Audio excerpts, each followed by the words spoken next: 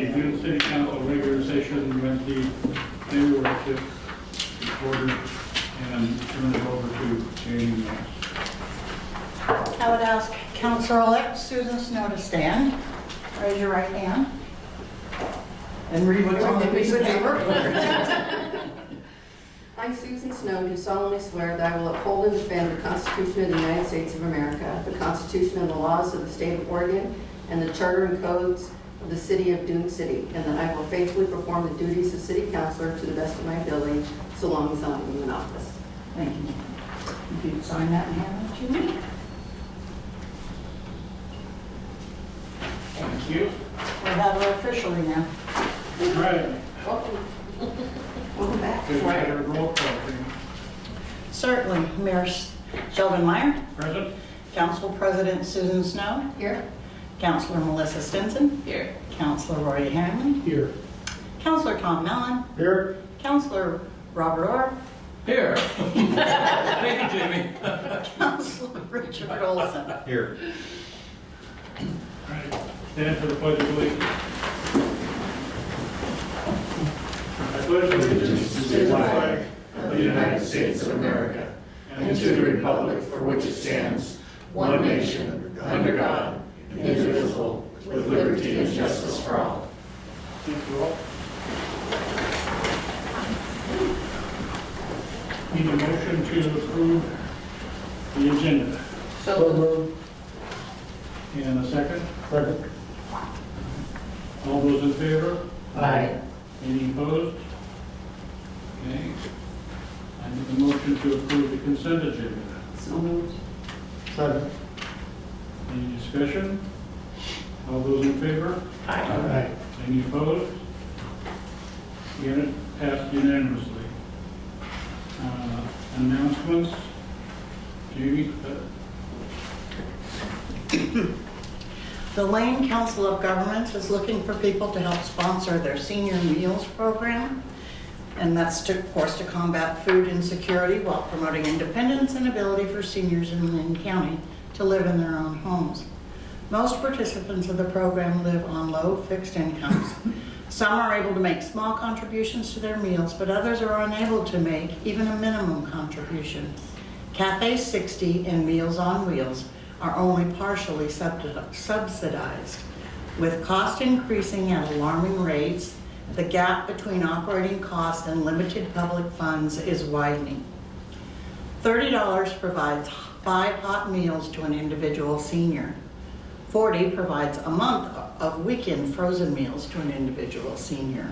$60 provides 10 hot meals to an individual senior. That's 2 weeks of meal. Double that and you've got them at $120 for the month, a whole month of hot meals. $250 provides a hot meal to 40 individual seniors, and $300 provides 50 hot meals to one individual senior, and that's up to 10 weeks of hot meals. You can also make gifts in any amount in a variety of ways, including check, credit card, electronic fund transfer. For more information about giving to the Senior Meals Program, call 541-682-4378 or City Hall, and we can give you those numbers. That's my only announcement for the day. However, I will tell you that there are a couple of additions to the calendar. I mean, to the agenda, sorry.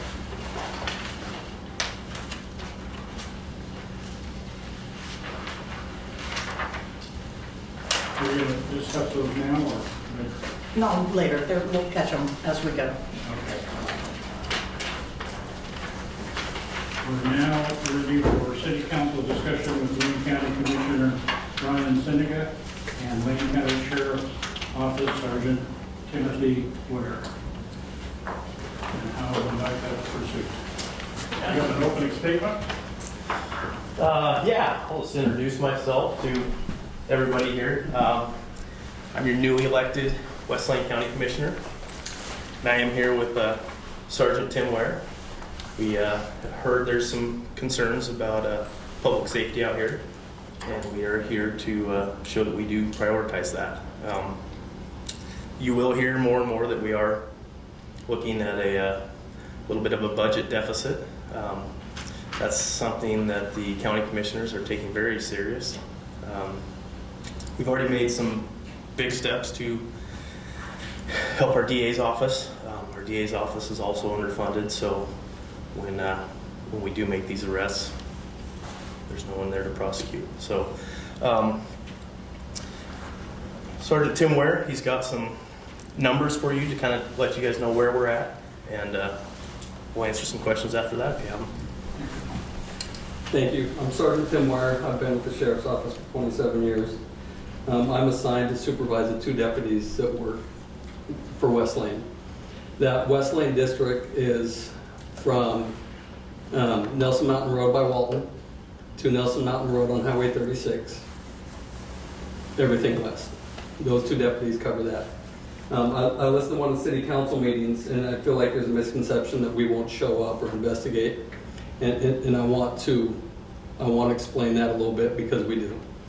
Those 2 deputies, even the people that fill out the self-report forms, those come through me, and if there's any sort of suspect information at all that we can follow up on, those get assigned out every single time. Just to let you know what just those 2 deputies do, and it's 2 deputies that work 10-hour shifts, and their shift usually starts as soon as they hit Bonita because of Walton. Those 2 deputies, with the Sheriff's Office, those 2 deputies, they're still going to get vacations. They're still going to have sick time. They're still going to have to go to training. One of them teaches Alice training, which is, he still goes to the schools to teach for active shooting. So everybody in the Sheriff's Office, we're small enough, everybody has side trainings that they need to be able to teach. Just to give you some stats on what those 2 West Lane deputies have done just in the last 6 months. If you look at that sheet that I gave you, that I'm going to give you.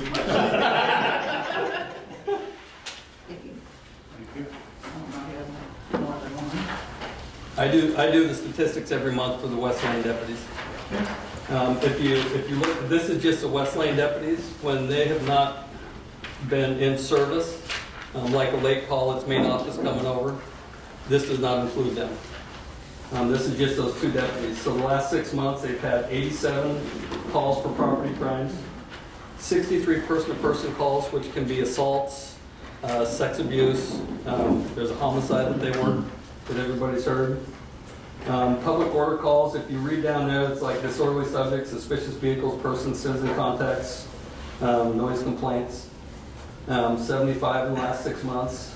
Vehicle complaints, whether they're illegally parked vehicles or traffic hazards, 35. Offense against state is usually, I just usually mark that as warrant arrest. And then you see civil papers that they've served is 72 in the last 6 months, and 28 traffic stops. And I've got a traffic background. I don't feel like that's enough at all. But there's 107 uncounted calls. Those uncounted calls usually are follow-ups. So if they have an extensive burg and they got to go contact a lot of people, they go out, I'll be out on follow-up. That's what those follow-up calls are. And you can see, it describes each of the crimes down there on that list. So the 2 deputies that are assigned over here do work over here. And I just want to let you know, if anything that happens, even if it's something small, where, you know, if considered small, like a theft of a bicycle, call it in. We need those reports. We need to know the crimes that are happening over here. The city council meeting that I watched had a lot to do with mental health. We've known about that guy for a long time. We have known about him. We've been trying to get him help. It's harder to do that when everybody in the community is leaving them food, clothing, and their cars for him to sleep in. So the way to be able to take somebody on a police officer's hold is if they can't care for themselves or others. Well, if he's getting the food and the clothing, he's caring for himself. Actually, the community's caring for him. He's been trespassed out of several places, and by the time we get over here, I know that's a complaint, by the time we get over here, he's walked back into the brush. So we're very familiar with him. And MCR is a mental health response unit. They're familiar with him. They've been trying to get him help. They've been trying to set something up. When his brother came in, it was very frustrating to hear him say, I've reached out to everybody. No, he hasn't. He has not. We stopped and talked to him and he hasn't said a word about it. So it was frustrating to watch that city council meeting because it felt like the whole city council meeting was going, yeah, the sheriff's office won't do anything. Well, we did. We're not on 20-hour coverage anymore. It keeps getting brought up about the guy holding the burglary suspects at gunpoint. That keeps getting brought up, and I heard that. And that was a long time ago, and I actually talked to the deputy that responded to that call. I've heard anywhere between they never showed up to it took them 4 hours. It took 2.5 hours, which is still too darn long. That's just too darn long. But I know the actual story for it, or part of the actual story, not the whole story. But I want to let the city council and community members know that the sheriff's office cares. We will investigate crimes over here. Sometimes it may take a bit if it's not in progress, but we will get over here. I see all reports that come from those deputies. I have to approve those reports. So I know they're working over here and they're really, really busy over here. I could keep 6 deputies busy over here. My dad was actually a sergeant over here pre-83 for 4 years. And that was when they had a sergeant and 5 deputies. Does anybody remember that at all? Well, 83, has anybody been here since 83? No? You have? Well, I've lived in the area at different times. I was gone for 20 years, came back. I'm familiar with the area. I have friends, so. Yeah. Yeah, so I know how frustrating it is. It's frustrating for us too. And when those guys aren't on, you know, if it's 2 o'clock in the morning, yeah, it's going to take a while because there's 2 deputies and a sergeant working for 4,400 square miles. That's it. I would love to entertain any questions. Anybody? Well, I've got just one more thing, Sergeant, if you don't mind. I was encouraged to do a ride-along with one of the West Lane County deputies, and I did, and it was absolutely incredible. We started in Veneta, and so many of you over here, my district goes all the way to Santa Clara, the border of Eugene, so all the way this way. I hopped in with him, and he goes, well, we can do 4 or 5 hours, whatever you'd like. And it's like, yeah, I'm here, let's do a shift. We left there, came over, just instantly we get a call for a domestic dispute. So you run over there. And the way he handled that by himself was just incredible. Then from there, it was a investigation for sexual abuse. And so we go over there, and he's talking to everybody there. We go back over the hill, and there's a guy with a rifle climbing over a gate. He pulls up, stops, gets out because he's trespassing, whatever. He's doing this all by himself. And I said, Keegan, you are the best multitasker I've ever seen. I was just blown away. It was absolutely incredible. He's listening to his radio. He's on his computer. He's driving. He's looking at people speeding. He's doing all this by himself. And he just looks at me and he goes, I'm not good enough. So what do you mean? And he spins his computer over and he starts scrolling down, and those were his open cases. Calls for service. Yeah. And it was just after another, all the way down, and he's scrolling down. And to me, that was eye-opening. That's his workload every day. And for him to stay that motivated and to care that much, it's going to take community support. I'm here to listen to you guys, and I'm explaining this from a civilian standpoint. I was blown away. I was absolutely blown away. So I just thought of it. I just wanted to add it. Sorry. But yeah, questions? Go ahead. Well, and for me to add, the sheriff's office was given the money for the 2 West Lane deputies, which lasts for 5 years. After that 5 years, that money's gone. And we're in year 3 right now. So once that money's gone, those 2 deputies, then it's just whoever can get here.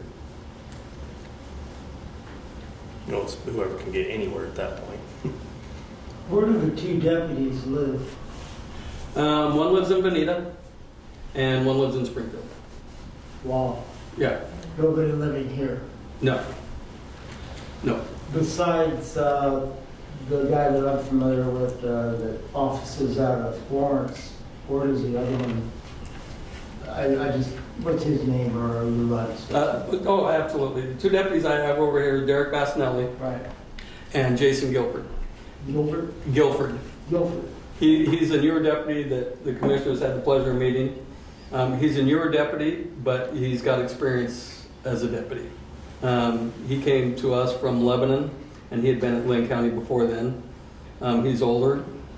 I say older, he's younger than me. But he's mature and he's done the job a long time. And he is great with talking to people. Do you have a game guy? No, that's strictly state police. Okay. At what point, let's say you're backed up, and I know you are, and really 10 to 15% is probably what you're able to do budget-wise of all the calls.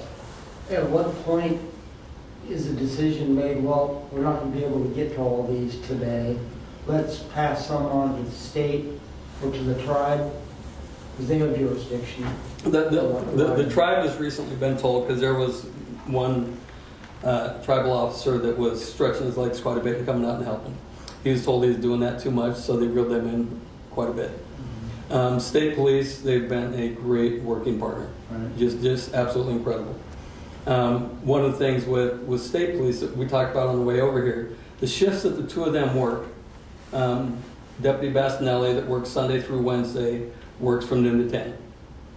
And Deputy Guilford works from 10 to 8.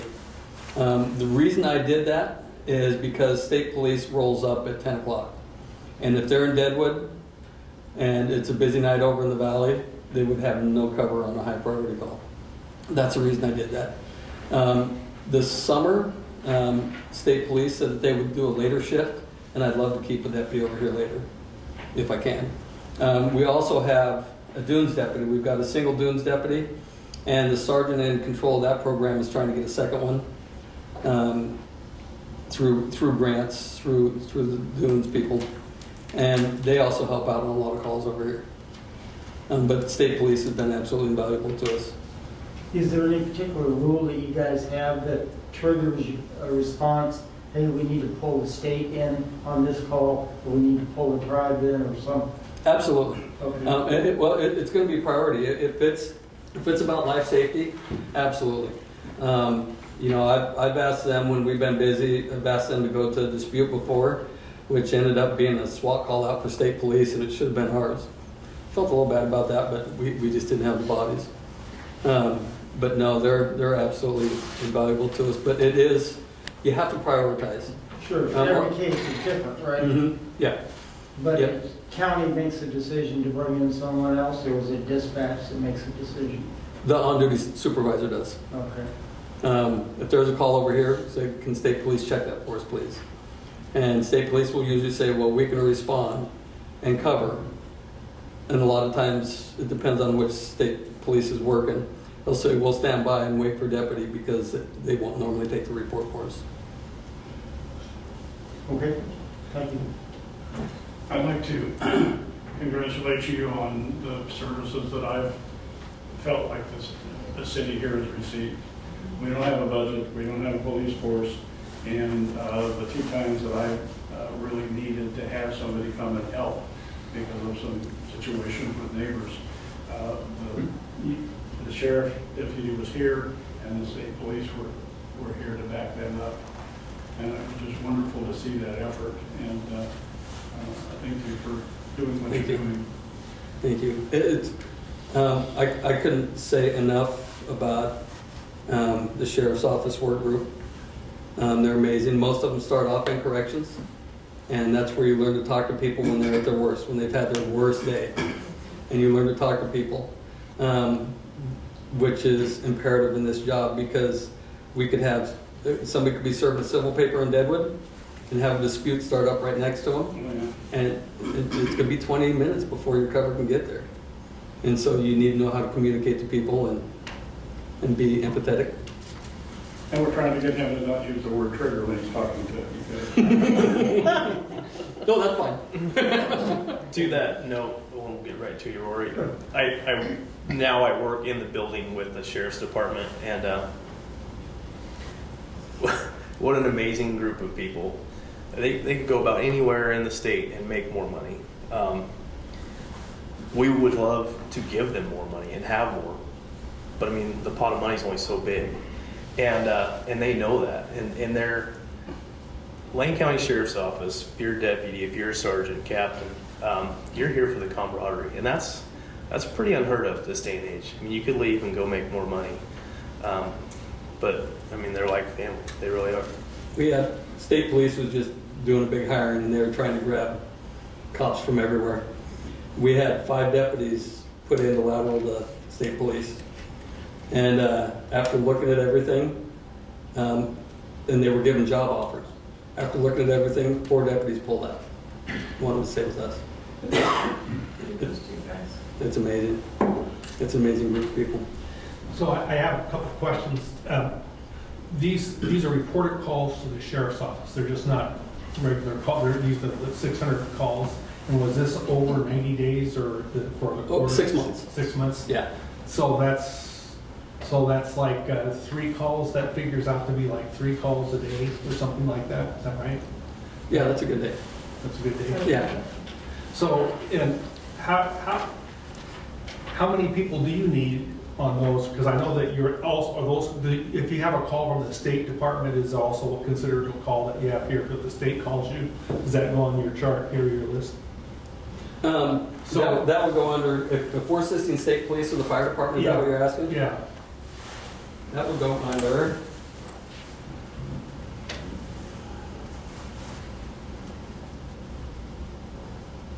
Public order. But it's part of the call, it's part of the 600 calls that you have in 6 months. Yeah. I was trying to figure out how many calls a day you get. Well, there's going to be days that are going to be better and days that are going to be I worse. understand that. I was looking at the average. Yeah, yeah. I didn't ask for the mean or anything like that, so. And that would probably be a pretty decent average. But there's, well, like when you're with Keegan, I mean, it just doesn't stop. Do you need extra people like on the 4th of July or are there certain days? Absolutely. that- Well, How rota do days, you schedule those?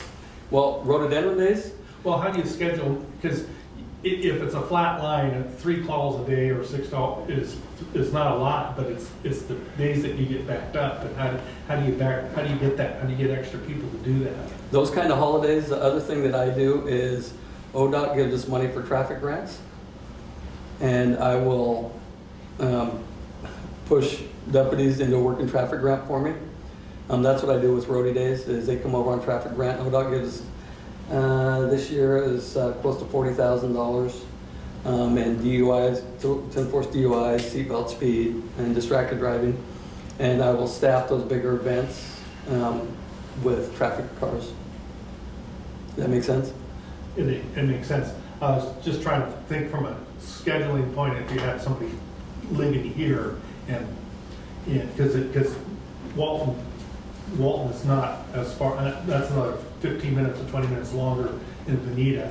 And so I don't know where they station out so they can reach everybody on this side in a fast time. Right. Part of that actually works out all right is, I think we all know how dangerous 126 is. So, I mean, deputies coming and going. I mean, we pulled somebody over on the way here. And it's nonstop. A couple of years from now, the money that you have for the 2 officers over here runs out. What happens? Could that money be renewed? And if not, where do we stand at that point? I think that's when you start reaching out to your commissioner. Well, And where would we find him? yeah, so we know that deadline's coming, and we're not looking for one-time money. We're looking to write the budget, get back to a structurally based budget where it's here. I mean, this is what we're getting here, and we can pay for the deputies out of this. It's probably, I mean, it's going to come from somewhere, and right now we're looking at pulling a little bit from everywhere we can to staff the sheriff's department, because it's in need. Yeah. It really is, and we know that. That is a topic all day, every day. I can assure you. So the county deeded property to the state lands, and they were supposed to manage that with the forest. How is Lane County doing that and getting money back for it? I know that Columbia County had a problem, and I know there was a suit that was won and then was called back or whatever. What's the status of that? How are we going to get money? That $1 billion lawsuit, I think it ended Yeah. up being, it is headed back to the courts at this point, is what we're being told. I don't know that for sure, but How much of that will go to, not, to things like public safety as opposed to, it's a little early to say. are they And that's thinking gonna about, is staff thinking about that or talking about that, or are they talking about parks and things? Well, the levy that was put out, I mean, that was up to the voters, if that's what you're getting at, the parks levy. That would have been the levy I would have put out, but it was put out and it passed, surprisingly to me. That money from the lawsuit, and in all reality, we're not looking at it yet. It's too far away. We're looking for solutions this budget cycle. I mean, our budget cycle came out 4 weeks ago. So we're looking at what can we do now. If that starts to come to fruition, then great. We'll address that then. But it needs to be fixed last year. Hi. Thanks. I live right here in Westlake, and I live at the boat dock. And I have called the sheriff's department several times, and we always get the answer, because people keep the sign, big sign that says, no camping allowed. People pull up in big RVs, park right in front of the sign, and go, well, you can't see the sign, so it's okay if I stay here. Well, no, it isn't. And we've gone over and we've talked to them and say, you know, this is day use only. You can't spend the night. And when they say they're staying anyway, we call the sheriff's department. When, and every time we get the answer, we can't do anything for 24 hours. Can you explain why it's 24 hours? I've never heard the 24 hours thing. We've gotten that every time we called. We said they can't do anything for 24 hours. And we said, they go, when they've been there 24 hours, then call us back. So, but the sign clearly Says no shows camping. no camping. Is there a reason you're not calling county parks first? We've called county parks too, and they won't do anything. Danny will come out? Oh, he comes out and goes, yeah, they're camping there. He goes, I can't force them to go. Yeah, because he'll usually call me if he has, I'm friends with Danny Anderson, the head of the parks over here. Well, and one time he came and told us, he goes, those people were just kicked out of Wax Myrtle, and by the way, they're thieves, and they'll try and steal stuff, so lock up your stuff, and if they come on your property, shoot them. And I called Jamie that day and said, Jamie, this is not good. We have somebody here that's a threat. Doesn't need to be our here, yeah. community." I'll talk to my dispatch, I can tell you that, Okay, and tell them that anytime that comes in, it needs to be put on the screen. because we've called like 5 or 6 times, because there are people that camp there all the time. Some of them, I won't say all of them, sometimes they're, the bass fishermen come in, if there's a bass tournament, and they'll just stay overnight in the parking area. Other times it's transients that come in they're towed in with vehicles that don't run, and they spread their stuff out over all the parking area, and and you know they're staying for a while. Yeah, oh yeah, and it's I don't know where in the heck all these old RVs came from.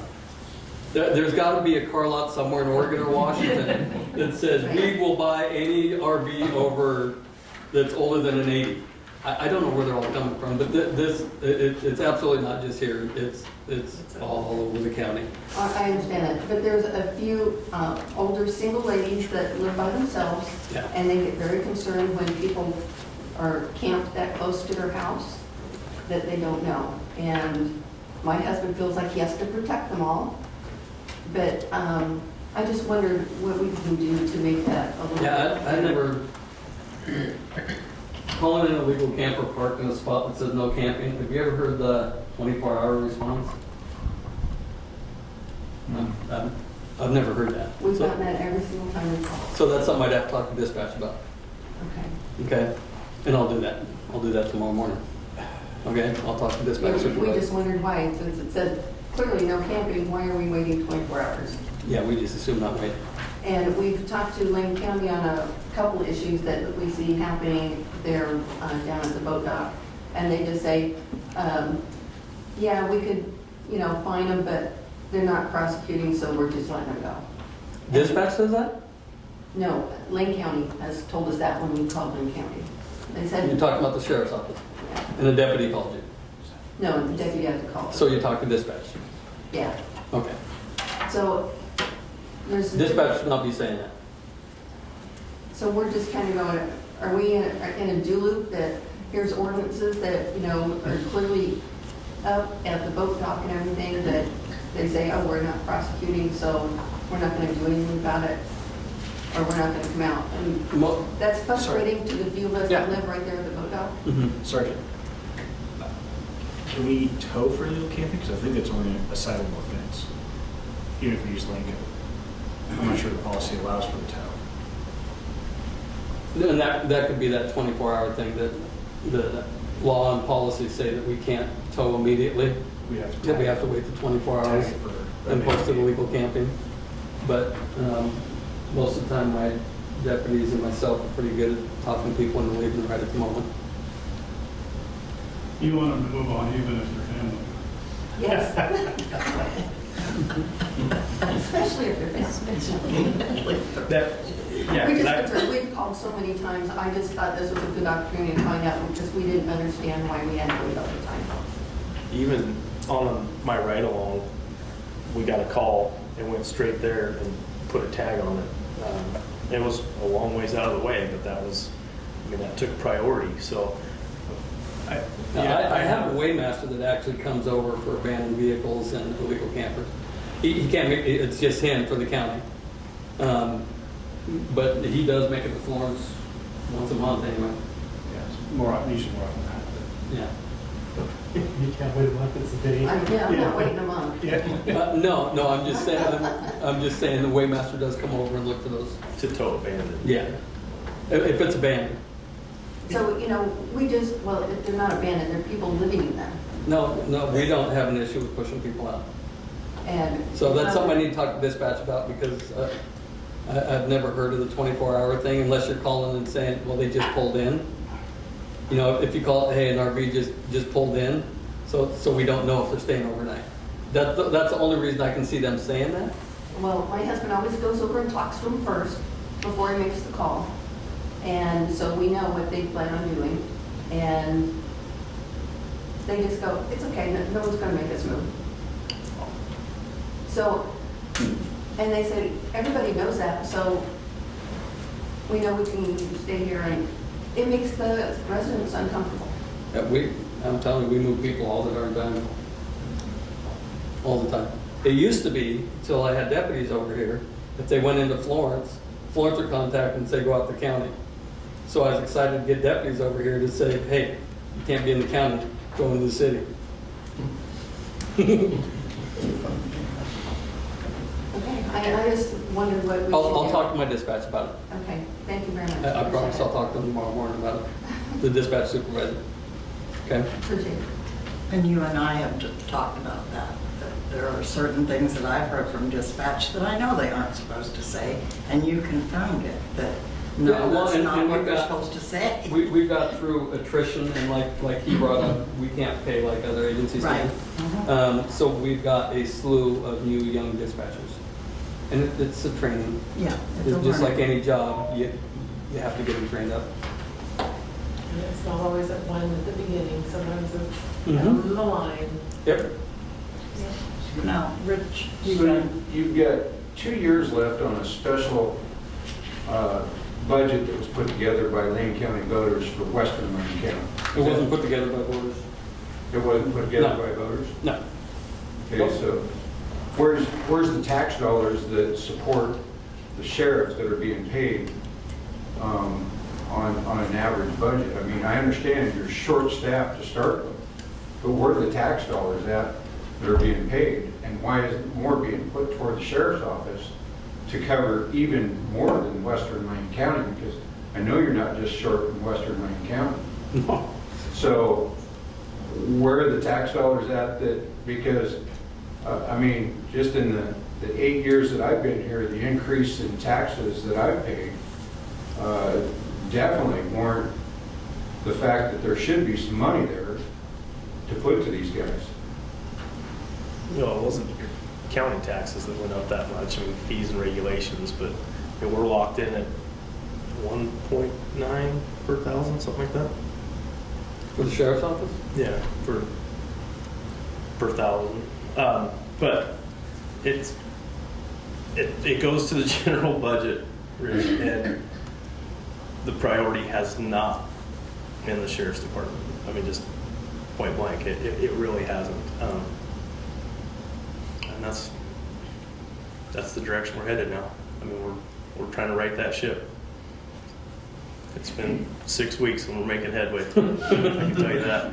The citizens here in Dune City certainly think it's a priority, and because there have been a lot of problems.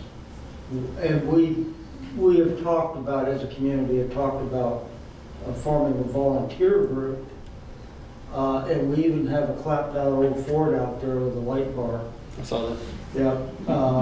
It runs now. And we have people, Load Crown Vics. we have people willing to volunteer.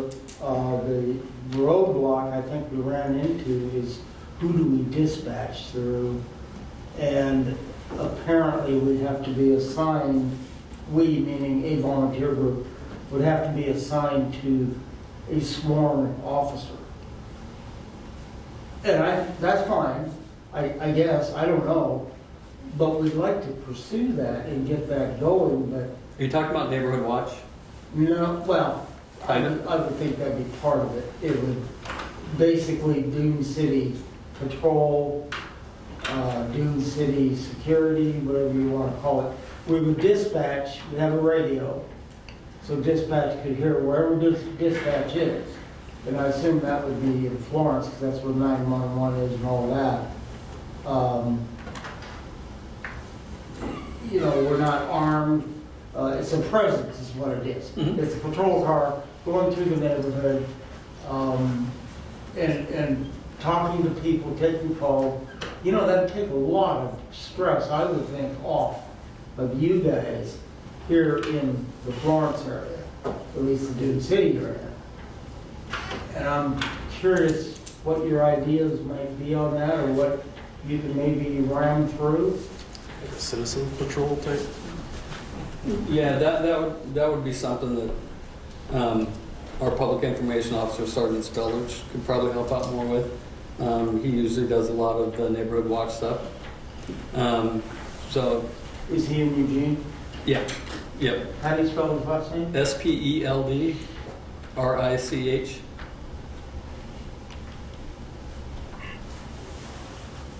Yeah, and if you leave him a message, he's right now. I'm pretty busy right now because we're setting up just a ton of meetings for the jail levy, and he helps the sheriff do all those.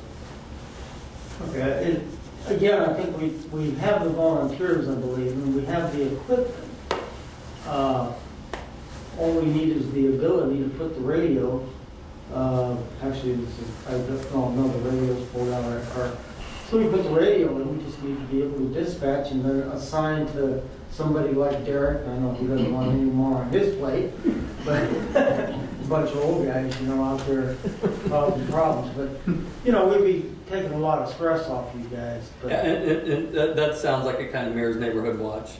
With, Yeah, it does. with Neighborhood Watch over in Bonita, they've got a pretty tight group. They've got their own radios. But even if they come across something, they still need to call in the dispatch, and it's usually their phone. They still call in the dispatch if they run into an issue. But their Neighborhood Watch is really, really strong. And I feel like it helps. Just being visible is a big deal. exactly, you know, why don't we do it? I mean, It's a question for you guys. Well, I don't know. You know, I think the roadblock we ran into was what assigned officer are we going to be assigned to? Have you guys considered maybe having a deputy hired that lives in this area?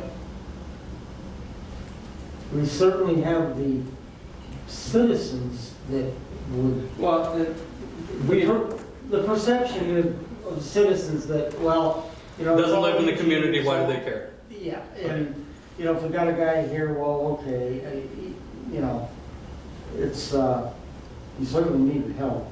Mm-hmm. And if we could get the neighborhood watch, or whatever you want to call it, dialed in with the car, with radio, I think take a lot of load off you guys, Mm-hmm. and we'd have a fine, I think, reception by the people, just the perception rather, that we are doing something for our people. Well, and as you know, we have had deputies that have lived over here. Deputy Boggs, Fandry. We've had them that have lived over here before. But then when both of them retired, you know, you need to find somebody that's going to pack up and maybe sell a house at a really bad time to sell a home and buy a home, and then move over here when we're looking at possibly just another 2 years. Or find somebody that already lives there. They have to apply. Yeah. But maybe some sort of active campaign, hiring campaign. We already do that. I mean, we push to get people to apply. Sometimes being low paid isn't enough of a draw.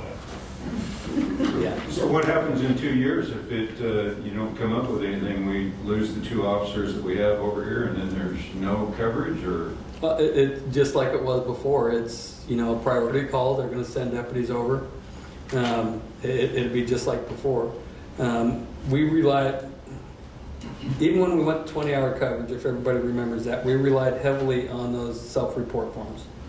And those are for the low priority calls, the thefts.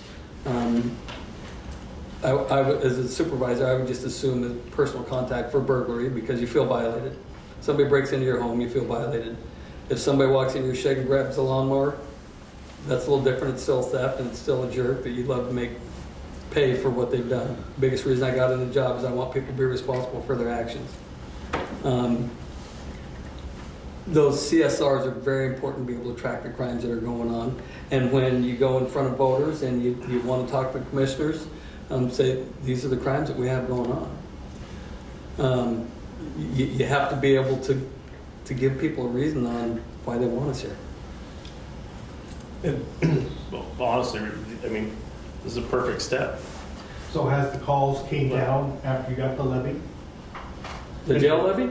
Yeah, no, after you got the 5-year grant with the 2 officers, have the calls came down because you had more presence here? Oh, absolutely not. Now they know we're over here. So you get more of them? Mm-hmm. Yeah. Yep, absolutely. And there's so much that these guys do that people don't understand. When somebody loses a loved one, whether it's through medical or suicide, and the deputies come over, and they usually come with MCR, the mental health crisis team that shows up. Deputy comes over, they spend 4 hours on that, you guys. I mean, it's not just, sorry, and they walk off. There's a complete investigation. And these things, they take up just a ton of time. And people don't know about those kind of things that we do. Both my deputies over here working with MCR, working with vets, you know, trying to find help for vets that they don't realize they need it because they're mentally not there. Just this week, 33-year-old or 33-year LA County sheriff that was served with a restraining order was refusing to come out of his house. And instead of going in there guns blazing, we did everything, talked to a daughter in California that was able to contact him to get him to come out and talk to us, and we ended up having to take him to jail because he was violating the restraining order. But that was, let's see, just for me, that was 7 hours. 7 hours of overtime because we needed to get that finished. We didn't want anybody to get hurt. So looking at these calls for service, I can tell you, the investigations that these guys do, and they dig. It's not over in the valley. It is so busy going to burglary, to dispute, to trespass, to criminal mischief. They do fairly quick reports. And they do what they can to find perpetrators. The two deputies over here, they dig and dig and dig until they get somebody. And it's, there's definitely, you know, you talk about they don't have a community tie. The two deputies over here, they want to be here. We didn't tell them they had to come over here. They want to be here. They want to help the community, the whole community. That's from here to Deadwood, you guys. It's everywhere. I'm guessing your 7 hours of overtime wasn't paid time and a half either. Huh? Oh yeah. I don't work for free. Well, and we know what the problem is, and that's part of why I ran, is some budgetary issues. Lane County's not getting the funds they used to. I mean, that's why our tax rate's locked down. And we're working on that end of it too. I mean, to get more into the general fund. And that's what the Sheriff's Department's fund, and that's where their money comes from, the general fund. So we spent Thursday, Friday, Saturday in Corvallis up there working on it. We're spending this Thursday, Friday, Saturday in Salem. I went down to Central Point and talked to the BLM about why are we not harvesting trees that were burned up. It just stopped. I mean, that's all revenue. We're chasing down every source we can. We know what the problem is, and we're doing what we can to address it. And we're learning quick. Most deputies have friends and family that live in the county. We know. We do know. Well, I want to thank you again for your time and efforts and for coming here and listening to us and having an idea of where we're concerned. Well, Thank you. thanks for having us. I really do appreciate it. I mean, this is what it takes. I mean, we come and listen to you guys. I mean, it's a need. We know. Appreciate it. Before we end it, I just want to see, is there anybody out there that has questions that they want to be addressed directly? I have one question. Can you just explain the difference between the numbers? And so calls that come in, is this individual calls? Is this sometimes duplicate calls versus the cases? Most of those are individual calls. Most of those individual Yeah. calls? And if you look at the cases, like say there's 87 property crime calls, Mhm. that can be anything like I found tire tracks across my lawn, and where there wasn't a case number pulled, or there's so many different things that can be. Right. The case numbers is when the deputy's going to be writing a report. It's going to be documented. Gotcha. Yeah, that's the difference. And is that a normal discrepancy? If you were like fully staffed, would you? Yeah. That would be like 124 to 2 for public order. Would be normal for. Yeah. Okay. Yeah. Perfect. Yeah. I also do the stats for Bonita, Mm-hmm. and it's very close to the same. Crestwell is also pretty close to the same. Okay. Between calls for service and actual case numbers drawn. The attitude of a lot of the people here is, well, I'm not going to comment my stuff because nothing's going to happen anyway. I mean, that's just their attitude. Just to look, and I know you know it probably. Yeah, I do. That's the, And it's not that I blame them. But if you have a boat motor stolen, have you written down the serial numbers? Right? If you've gone around and taken pictures of serial numbers on your TV, you know all the serial numbers on your gun. That kind of stuff, because it gets pawned, guaranteed. We need those serial numbers. That's a big deal. Some of the other stuff is, well, somebody's trespassed on my property, they're in a car. And said, well, did you get the license plate? Well, no, but it's a blue Chevy in the mid-'80s. Really? Come on. So give us a little bit. But I understand the frustration. And especially with the years. You know, with the years we haven't had people over here. I understand the frustration. And talking to one city councilor, bringing up, you know, the campers, we absolutely understand the frustration. And it's not single to here. Before, let's see, about 4 weeks ago, I pulled stats. Westlake, in the last 20 years, is that what I said? I think so. In the last 20 years, it's had right around 360 calls, cat injuries. In the last 20 years. This is a good community. It really is. I get 360 calls a month in Bonita. And that includes everything. It can be a patrol check of the boat ramp or a traffic stop. That's the amount of cat injuries in the last 20 years. This is a good community. But those numbers there's also a lot of people don't call them in. It could be a lot higher.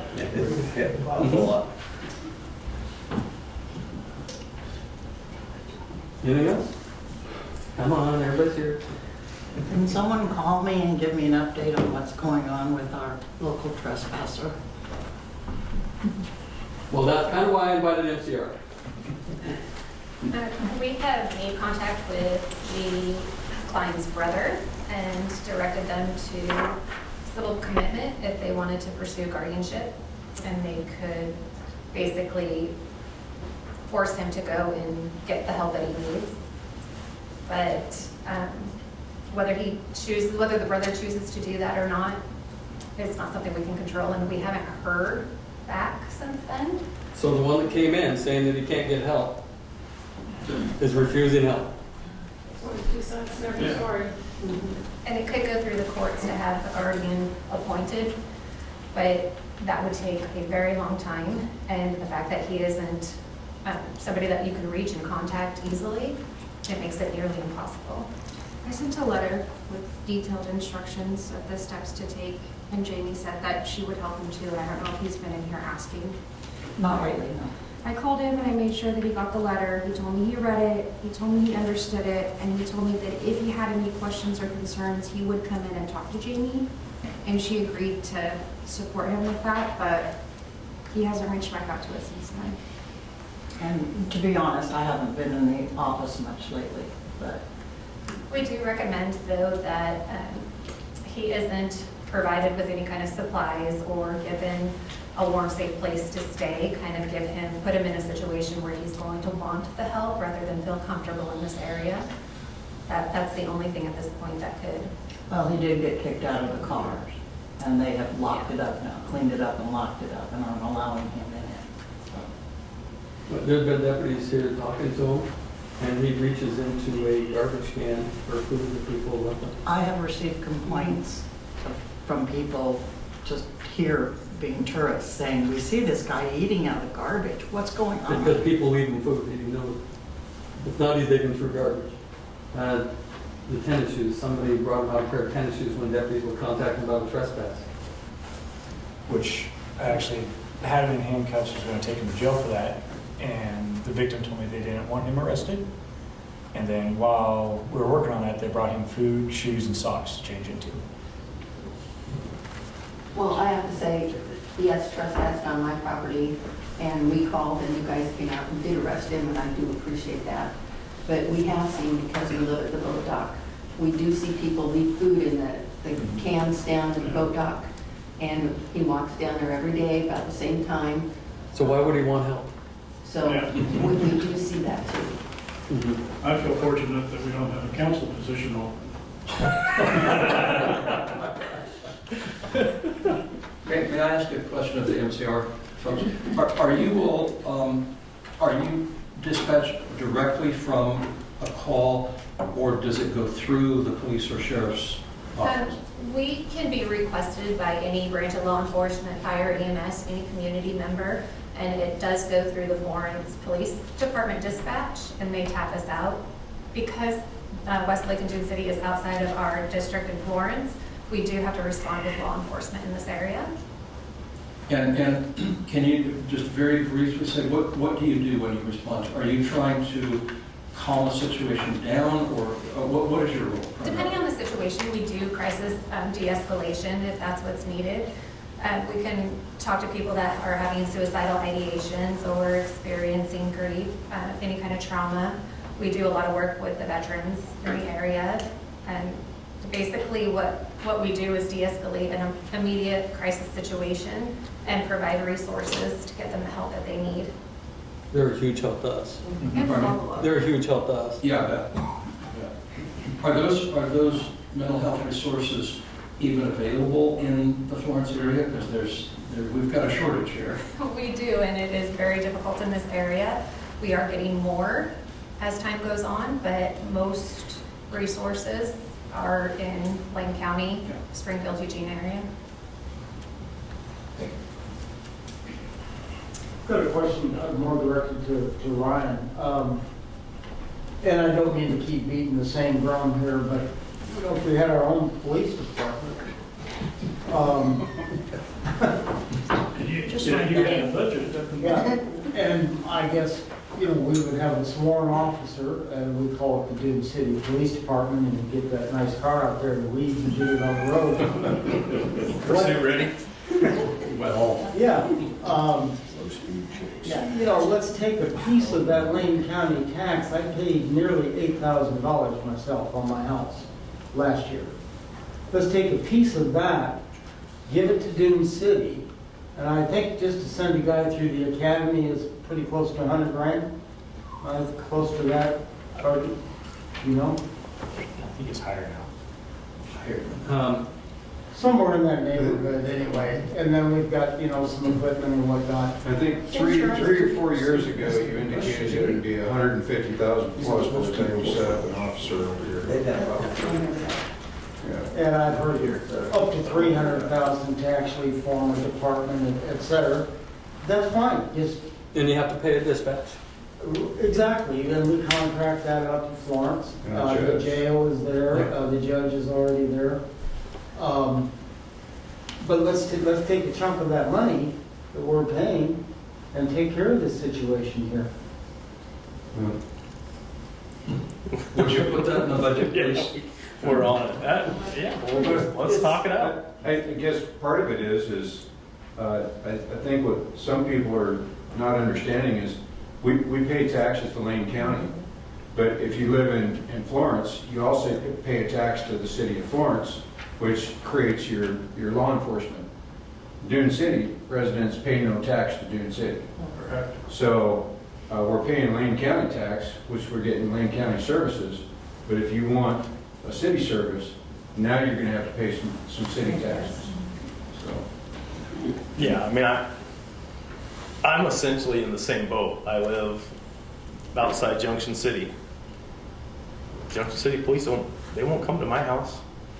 And unless Sergeant Ware's on the road, I'm looking, I mean, similar response times really. And I'm 15 miles from Eugene. It's a Let's get county-wide. into the pie and start splitting it off.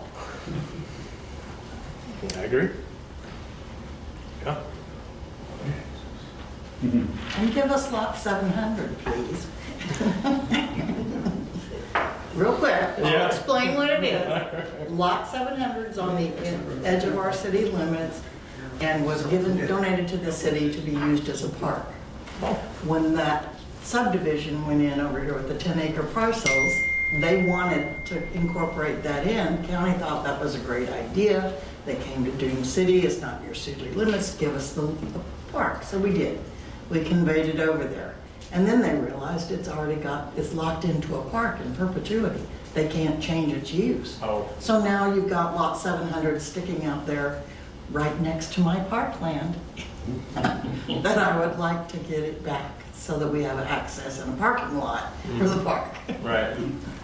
I think Councilor Ward has indicated that your time is up.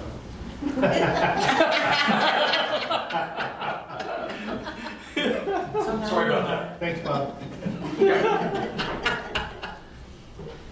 So if you would look into that, that would be great. I had everybody agreeing to it last year, and then everything changed. Jeff went away. Talk to Jamie. Yeah, thank you. I did email you once, but you were probably busy. It was right after election. First time I opened my email, it's 400 emails. Yeah, I bet. Well, I was one of them. I'm only getting about 20 hours since then, so we're doing good. Welcome to service. Yeah. We wanted to make sure you felt loved. Yeah. I felt Again, I'm not trying to all get of rid it. of you, but thank you very much for your time. No, I appreciate it. Thanks a lot. Yeah, you are. Thanks. Did you have an actual brother or something named Larry? Not that I know Not of, that you know. Okay. but I'll look into it. I didn't know I was getting more time. Usually when I'm over here, I'll stay with them, run, grab your food. and- Oh, nice. Yeah, we talked. Do you have a card of it? Yeah. Thank you. Appreciate it. Nice to meet you. If you got a gift card, give that to him. Thank you, sir. A long time ago, anytime you guys want me to come to meetings. It's time and a half though. Oh, yeah. It's time and a half.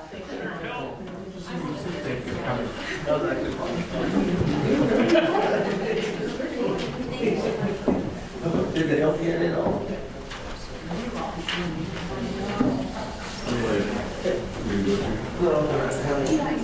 James? You ready to do some real quick?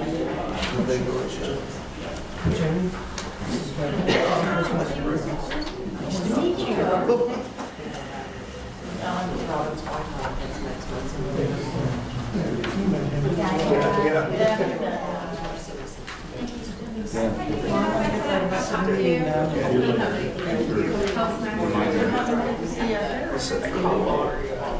Yeah. But it sounds like they're moving a little crazy.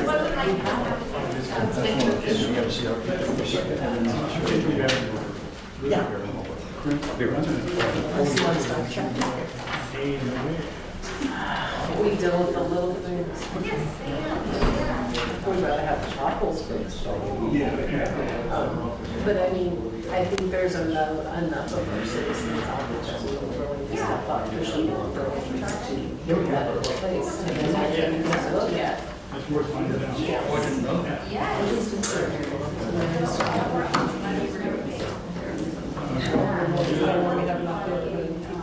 Are we in recess or are we in meeting? Do we have any citizen input on items not discussed in public hearing? I'm sorry? Any input from citizen input on items not discussed? Oh.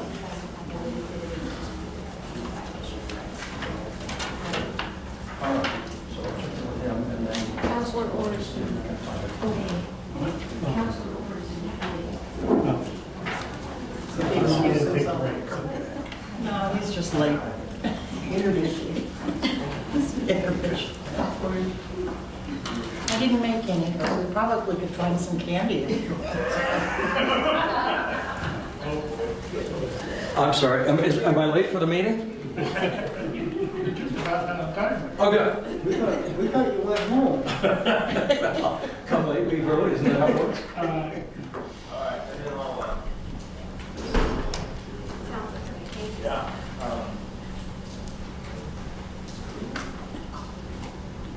Alan Montgomery? Do you want to, you're moving out, you're changing the agenda? Well, this is not- I'm assuming this is citizen input on an item not discussed in public hearing. Oh, okay, yeah. He's also on the agenda. Yeah, I just signed up in case we needed to talk on the agenda. So- He's on new business line, item 11. Yeah. Okay, well, we'll wait for you to, for new business. And I'm assuming Janella is also on new business. Yes. Rhonda Mills?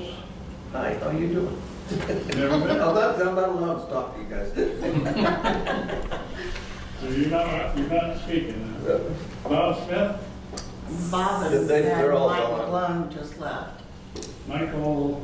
He's gone too. He's gone. James? James is gone too, that's the postmaster. Rebecca Anderson? And Or a lot McGuire? of these people just signed It's up. your- because They it's just your signed up for West attendance, I agenda. don't Right. think they were for questions. I just want to make sure I got everybody's name down for when I do the minutes. Jacqueline, or Jaslyn Kenyon? Well, She's with Jazz, MCR. They Yeah. had, Jazz, she used to work for us. And Oh. Melissa, she used to work for us. And she's gone too. Melissa House? She's gone? Yep. Don't look at me. Derek Espinelli? He's gone. Yeah, He's he's a gone. deputy. So I think no one wants to I think speak. they were just signing I don't up think for anybody attendance. wants, Yeah, she just took, she just gave you the attendance. Harry Murray that was Yeah. here. So she can All get right, paid. so there's no citizen input. not yet. Old, huh? Not yet. Okay, old business? Appointment of Edward McGuire to the Planning Commission. And Mr. McGuire is here if you have any questions of him. He is a new resident to Dune City. Welcome. Thank you. If you look at his resume, Rich, he's a public work director too. I see Yes. that. Yeah, we've got to reel him in slowly so that you can get him They're there. quiet, don't scare them. I'm not scared.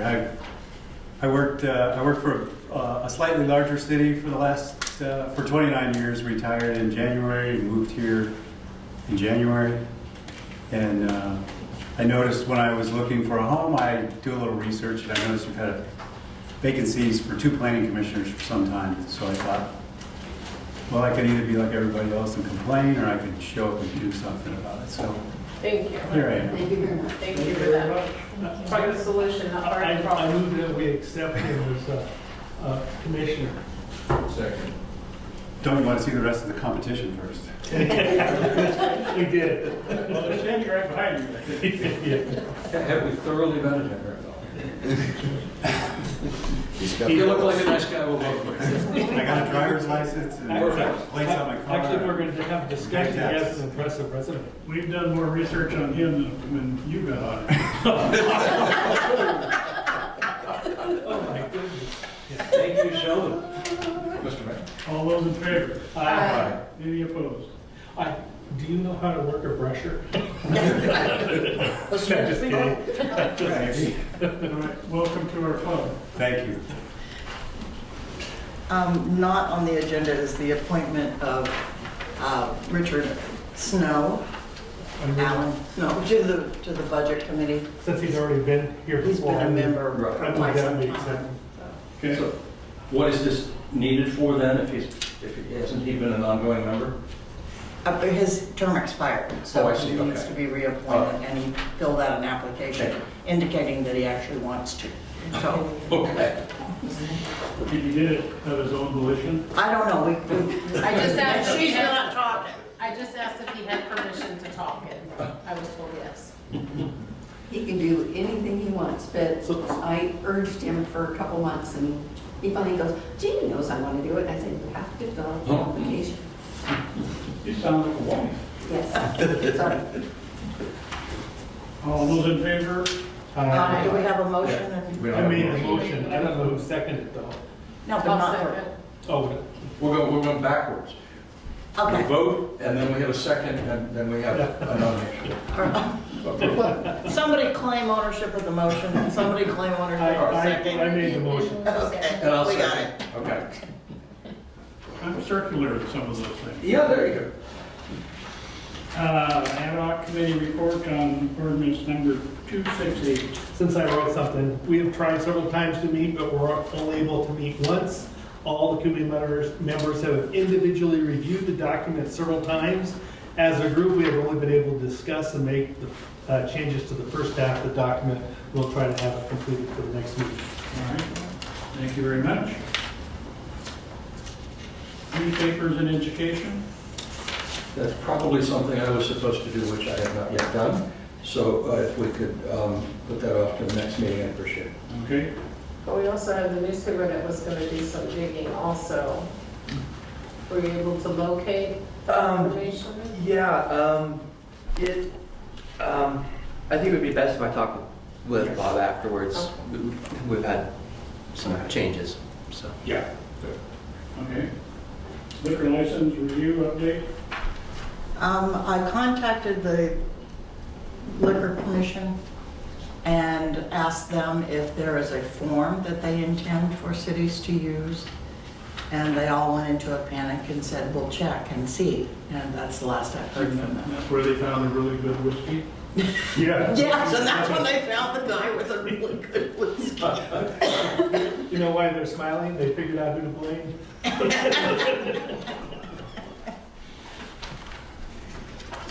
All right. Okay, Calvin? Calvin, are you still with us?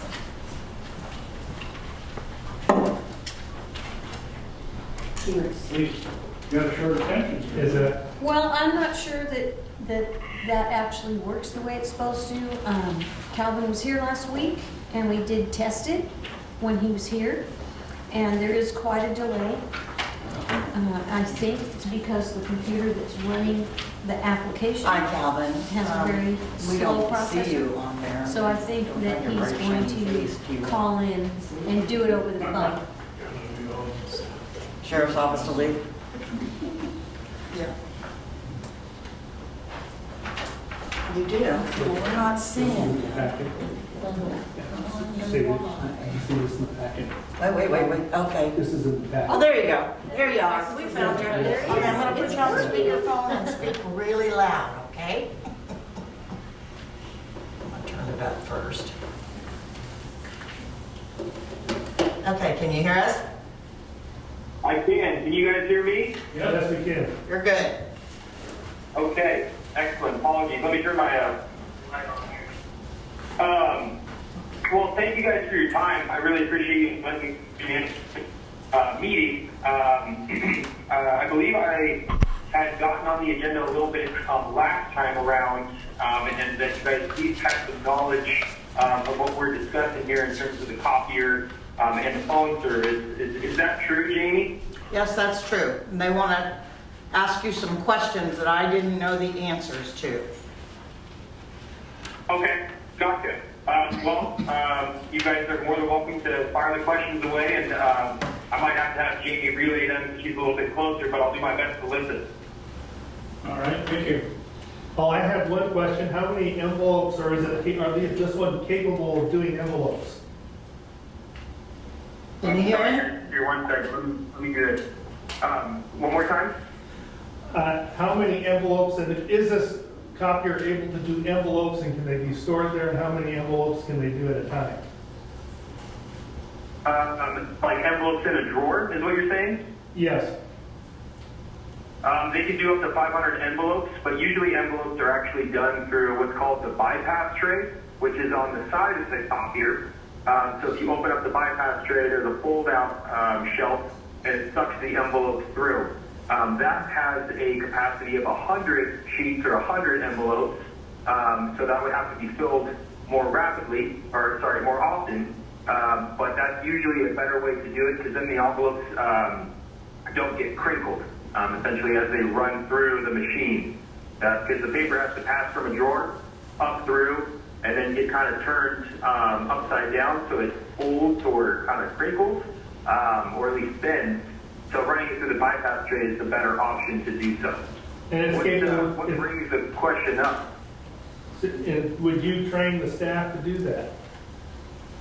Yes, yeah. So I'm the account manager for you guys for Pacific Office. Whenever we do a new machine install, whenever a customer requests it, whether it's a new machine install or a current machine, I'm more than happy to come out and do trainings as needed. Whether it's for current employees, new hires, maybe new volunteers, it's all part of the agreement that we have with you guys to make sure that everyone's up to date and up to speed on the functions of their machine. Of late, it seems like we've had a pretty rapid turnover here, so you might be here 3 times a week. Well, I come to Florence and Dune City area at least once a week, so I can promise that. All right, thank you. Other questions? I do. This machine is this a $2,700 a month? Is that a lease, Calvin? Yeah, so on the sheet, let me pull it up myself here. On the sheet, you guys have your current spending up at the top, the 787. That includes a lease and service agreement, which is all parts, labor, toner, and services needed. In that spending is also monthly overages for prints done over the allotment, insurance, and then phone service we do with you guys. What I have done is I was able to get approvals to get your guys' total spending down for all of that on a new lease at $593 per month. And I'm going to adjust the image allowance, to reflect what you guys are actually doing. So if you scroll up a little bit on the sheet, there's a piece about copier service. So allowances are reflected there, which is based on the average monthly usage for the city. So this machine is to be used, is it the lease? Is it a lease and is it with a company? Yes, it is a lease. If I heard you right, asking if it's a lease, it is on a lease. And who is the lessor? Sorry, I couldn't quite catch that. What's the name of the lease company? Lease company is through Wells Fargo. So we do third-party leasing for all of our leases. So Wells Fargo is the lease company, which is who you guys have been with actually for quite some time, for previous machines. Okay, does it have a purchase option? The way that this lease is structured, it does not have a purchase option to it. So this lease is structured to essentially be returned to the leasing company at the end, or it is to be upgraded, which is what we're talking about now. There are programs for leases to be, or essentially for copiers to be purchased at the end of the term, and we can talk about what that might look like. Jamie and I can have that further conversation if needed. Is that something that you guys would want to have as an option? Personally, I don't think so because the machine is outdated, as you know, the month it goes in. But I just didn't want to get wrapped up into an obligation at the end of the lease to pay a certain amount of money. So this is a pure rental, really, is what you're talking about. Yes, yeah. So that about 9 out of 10 of our customers will do this lease, rental, however you want to phrase it, because one, like you said, machines get outdated. This machine's about 2 generations old now, and so then it's harder to get parts, harder to get toner. It just makes things a little bit more difficult. And so when I have customers that own a machine, and then we get into that 6-7 year mark, they're having a heck of a time finding parts, and we're having a heck of a time finding parts to service those machines. Not to say that we can't do it, it just becomes a bit more expensive to do so. Are we obligated to a certain term, such as 60 months or 36 months of payment? Yes. So you're currently, on the current machine is 60 months. What we would do is we'd go into a new lease for 60 months, starting at the delivery date of your guys' new machine. Okay, and that's $593 a month? Yes, sir. And that includes the lease payment, the service piece, the allotment of prints, and the phone service as well. And included in that, Jamie and I had discussions about kind of adjusting a couple of the phones to make it easier for the city employees to use, so some handheld phones, and then also helping to set up the phone system a bit better because I know there had been some frustration with the current of the phones. So our telephone is an integral part of this copier?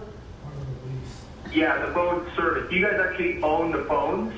That's all that hardware, the phones, the headsets, is owned by you guys, but we are your phone service provider. Wow. I thought I heard you say, with regard, so let me ask it differently. With regard to the possibility of an upgrade, does that need to be written into the lease? Does that cost some additional money, or do we simply say to you at the end of this lease, we'd like to upgrade, let's set up a new lease? Right, yeah, so it's just an upgrade. There's no additional cost So we take care of all that with the leasing company. We provide the ship back costs, or we take care of the ship back costs. That's really the only thing that we have to worry about. So, we take care of all that stuff on the back end. It's not something that you guys have to worry about. There's no out-of-pocket expense for you. So that $593 is just going to be your new monthly payment. So there's nothing else that is going to be, you guys aren't going to be surprised by anything. What happens if at month 36, we're not happy with the machine? Are we obligated for the other 2 years to go to 5 years, or can we upgrade it 3 years, or? Yeah, and that's a conversation I've had with a couple of customers recently. Actually, they found that their needs have changed in their environment. They've either gotten smaller, they've gotten bigger. We can look at that when the time comes, but it is possible to do so, to roll into a different lease as well. So that's on me as an account manager to negotiate with the leasing company. It is not out of the question to do so. So if something changed in the environment, we can have those conversations when that time does come. Okay, well, normally an early payoff on a lease is hugely expensive, at least in my experience. And I'm just wondering, is there any protection to the city of that kind of a situation? You said it's all on you. Are you going to take care of the very high payoff at month 36 if we need to upgrade? Yeah, so, let's say there was 2 years left on your lease, at 36 months, we do decide to do something different. Your cost, our cost, we can negotiate with the lease company to get that down. There would, have to be some rolled over into the new lease. Essentially that's kind of how it works, is that it rolls into the new lease depending on length of term left. And I've already negotiated with the lease company because you guys are kind of in that realm anyway of kind of upgrade period between the 4th and the 5th year for your current one. I've negotiated to kind of take care of that stuff, and with my managers take care of that stuff for this one. But something as early as 2 years left, there would be some costs rolled over into the new lease. However, it would not be extraneously high because we do have those relationships with those lease companies. We do negotiations with them all the time, and especially because we would be bringing them new business, essentially a new asset in the environment, we can get a lot of cost reductions by doing so. Yeah, as you know, these are a lot like refining on a house. You can get underwater real quick by rolling over balances from a previous obligation into the new obligation. So we end up underwater, and then we're stuck with, another, let's say, 3 to 5 years on the new lease with a huge amount of money. That's my question. I mean, it's what we're trying to avoid, is getting caught up in that. Yeah, definitely, and I completely understand that. But that is something that, is on me as my responsibility to make sure that you guys are not getting that rollover or that, essentially underwater situation. And I have those conversations and be upfront with you guys. So if it's too early, we can look at other options as well. We've done it before, so we can do it again for sure. Okay, well, it sounds like Calvin's going to take care of it then. Motion? Yes, sir. That's the goal. And, not to speak poorly of my predecessor, he was a great account rep, but I have run into a couple of these issues, missed things, kind of customers who felt like they had been forgotten about, they felt a little lost, and I feel like I've done personally a good job of kind of remedying some of those situations. I'd be more than happy to provide you guys references around Florence or the Florence area to kind of ease your mind. But I do take pride in my follow-up and follow-through to make sure I see things to the end. So I do want to make sure that you guys are taken care of. Big customer, small town, big town doesn't really matter to me. I'm from the coast myself, Seaside, Oregon. I understand how local governments work, small governments work.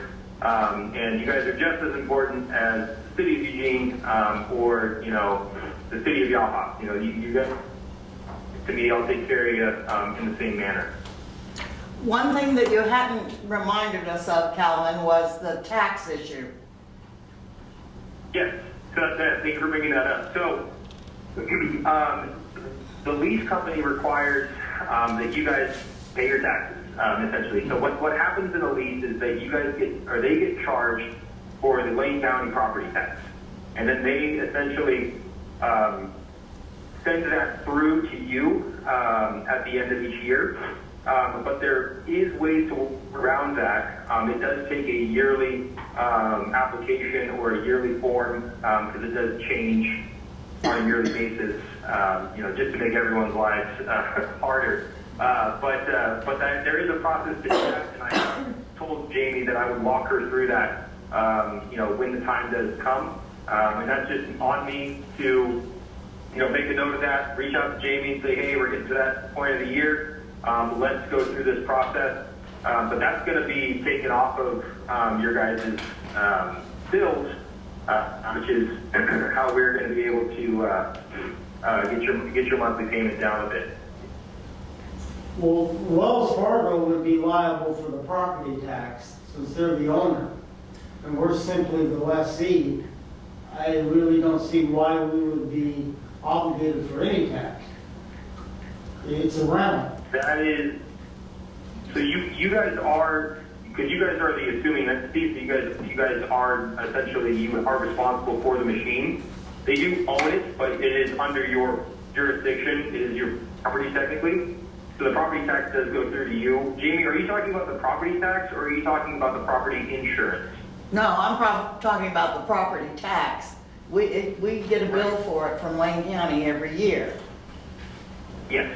And I have tried for years to get somebody to sign one of those forms you're talking about, so that we don't have to pay that $350 every year. Right. And I haven't been successful at it. Well, we're tax exempt, number one, Well, that's what she's getting and at. number two, it's a rental, and the owner of the property should be liable, is liable. It's the way tax law reads. The owner of the property is liable for the tax. In this case, that's Wells Fargo. And we're simply a lessee. It's a pure lease, what's called a pure lease, fair market value purchase option, or straight rental. We would have no tax. But yet we get Well, taxes that every needs year. to be negotiated and taken care of. Well, that's what we're doing. That's what I'm saying. In this, We shouldn't be paying we any shouldn't be tax. paying it, No. especially since we are tax exempt. Well, Right, yeah, you guys are tax exempt, which is why I'm able to do that and to go through this process. I've done it for schools, done it for charter schools. And so that it's just an extra step that the lease companies are not on the hook for that. That is something for you guys, but they don't see, unless we or you or us in tandem work with them to go through that process, work with the county to go through that process, they just see all of the entities the same. So, it has to be essentially an extra step. And that can be written into the conditions of the sale or of the contract, at the time of signing as well. Calvin or the account manager to guide City of Dunes, or Dune City to go through, tax exemption process or however we're going to phrase it. So, but we do have ways of doing that. that's great, because that needs to be done. Yep. Any other questions, comments? Calvin? Any other questions, folks? I don't think so. Nope. Okay. We need a motion to accept or not. I move to accept the contract. Second? Discussion? Discussion? Just so long as this tax situation is mentioned in the contract, that we're not going to be liable for that, or there will be a deduction equal to that. Really, we should not be paying it under any circumstances, even if we are reimbursed.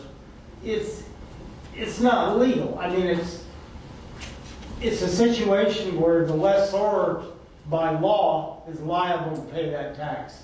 We are not the lessor, we are the lessee. Did we lose the connection? Oh, there it is. No, we're in our discussion, we're not discussing it to him. We're Oh, okay. discussing it over ourselves, we're in discussion with the motion, right? So Jimmy, how many years have we had Pacific Automation?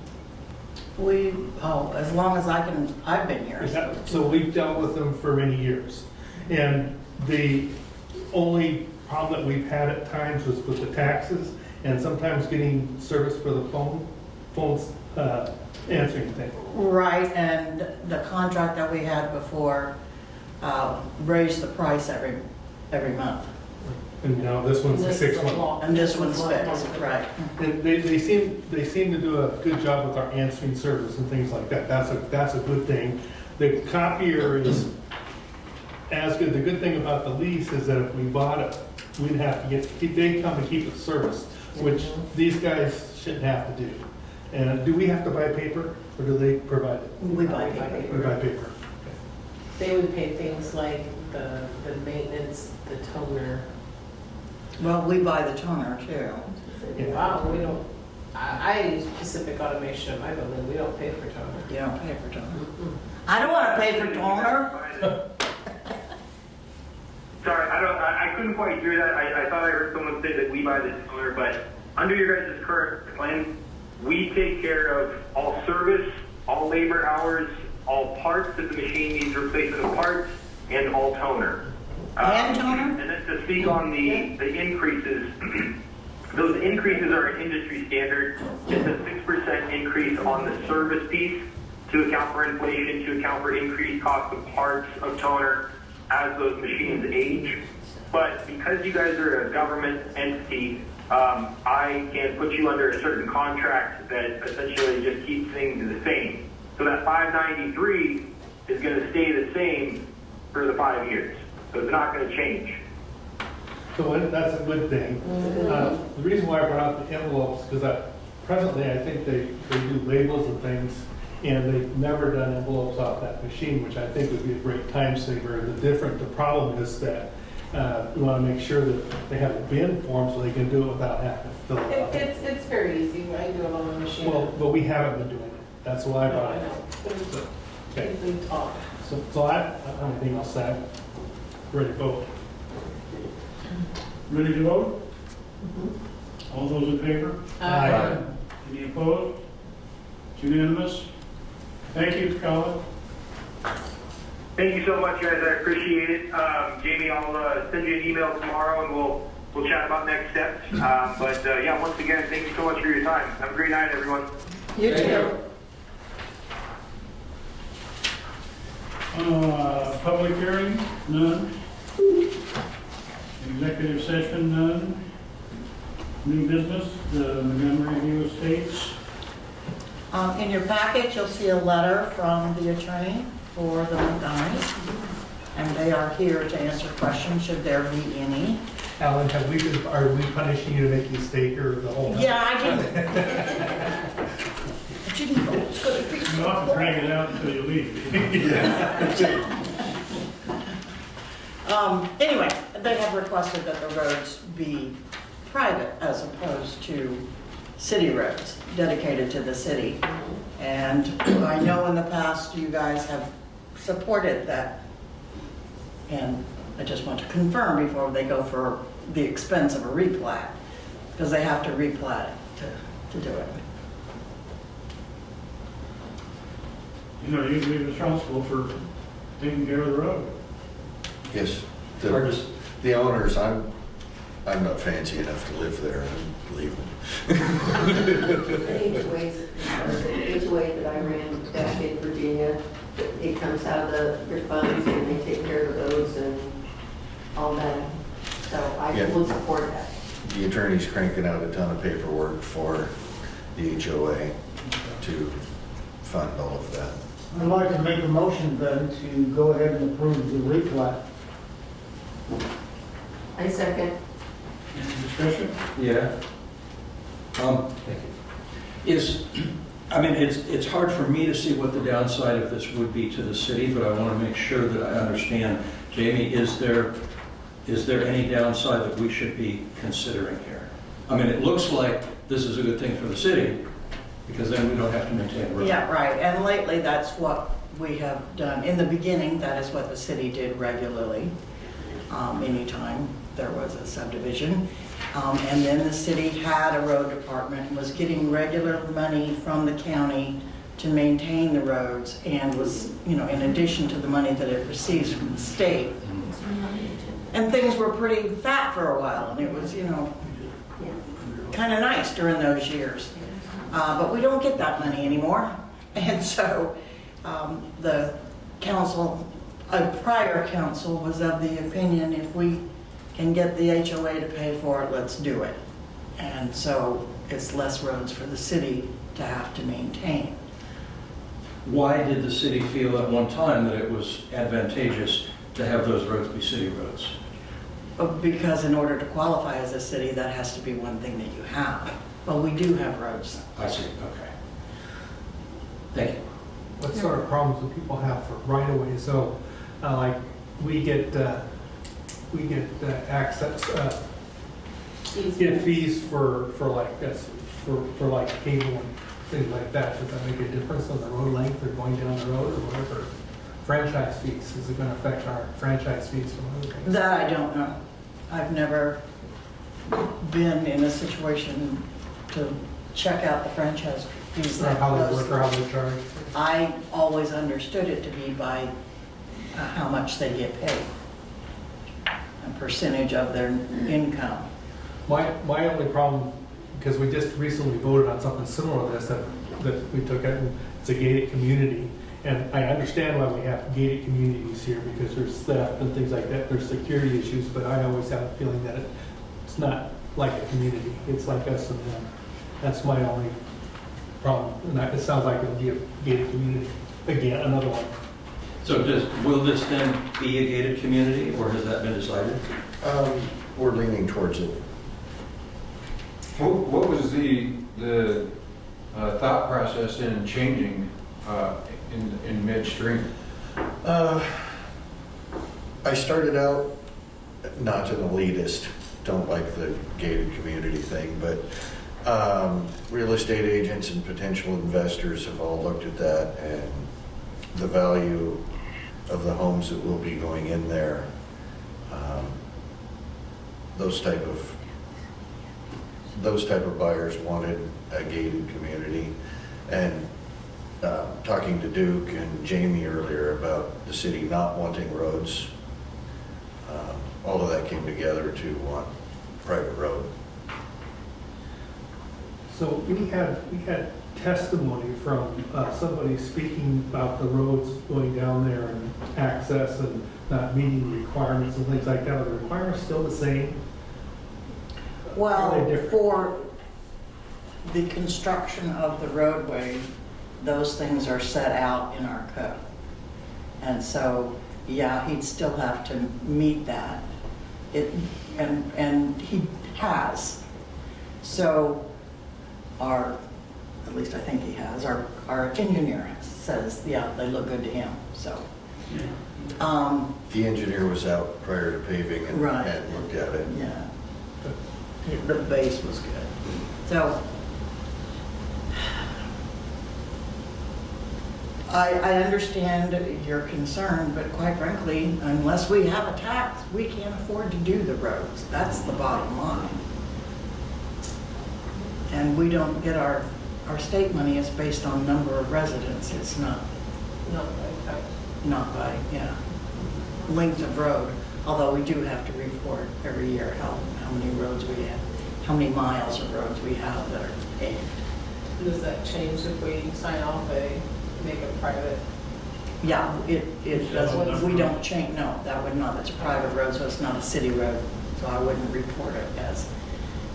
How are you addressing, like for law enforcement and fire department, stuff like that? If it's going to be a gated community and it's going to be locked, so somebody calls for, fire, is somebody gonna be there to open the gate? I mean, what if there's nobody around? I guess is what I'm kind of getting at. I'm not totally sure of the technology, but just like any gated community in the country, even downtown. I just don't know, that's why I was asking. Yeah, I'm sure there's. They're required to provide that information to the law enforcement and to, the HOA is required to report it. Yeah, I just didn't know, that's why I was asking. They usually have their own code or their own key to Ambulances get in. as well. Yeah. Florence, city of Florence has a gate code, and they give it to law enforcement and they give it to fire. Sometimes we'll get an actual card that we put in the box to open the gate. Like, it's like an override, it's And that- either a key or a code or Yeah, something. and that to stays override in it. the vehicle, whether it's an ambulance, police car, or whatever, but yeah, that's a simple, easy process. It's, And the width and everything on our roadways, because we don't have a specific code that says that, it falls back to the state, and the state is based on what the fire marshal approves.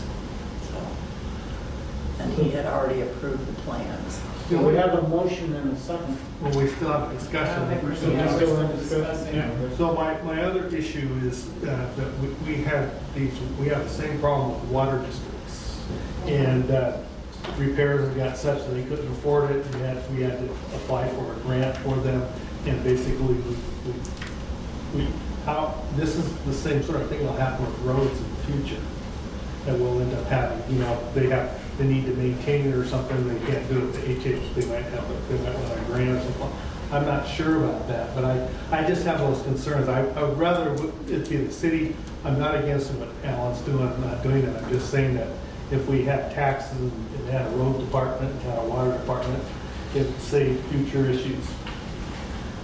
So My what they soapbox. require to There is- sign off on those? That's There's what I an have to- option available there. At that point, the city would have to refer a ballot measure for the formation of a special district, a special taxing district, with it all calculated out as how much money they need and how much they would assess just the people who reap the benefit from the repair. So there's an option there. Yeah, the HOA that I was in Virginia, they do a special assessment if something comes up above and beyond the HOA reserve funds that they have. So it would come back to the city. They have to take care of it. It goes out to the owners. I was just reading the Oregon state laws on the HOAs sent to me by my attorney today.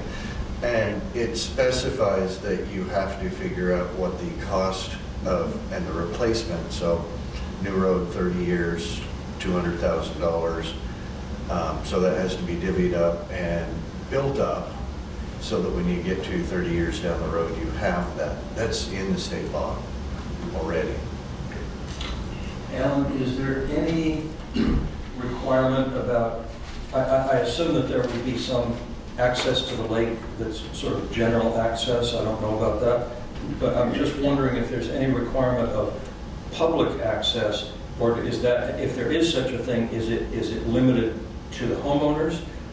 I don't remember how you've actually laid this out, but is there some place along the lake where you're providing general access? I am planning on putting a small park in. That's kind of what I thought. Yes. But is there any requirement that that be public access like anybody, or can it just be the residents? There's no requirement for that. Okay. You are able to, should you care to, name either the road or the park after me. Or me. Just saying. Are we ready to vote? Yes. All those in favor of the motion? Aye. Abstain. Any opposed? One abstention. Thank you. So I forgot, if you got a second, I forgot earlier during my 3 minutes. Oh, you reminded me of that. The road maintenance, Down Earhart Road past the city, I own that property, and I took my excavator with a brush mower out there and cleaned up the road. There's still a whole bunch of overhanging stuff. Maybe I should just have this conversation privately. Can I take my excavator and clean up the road?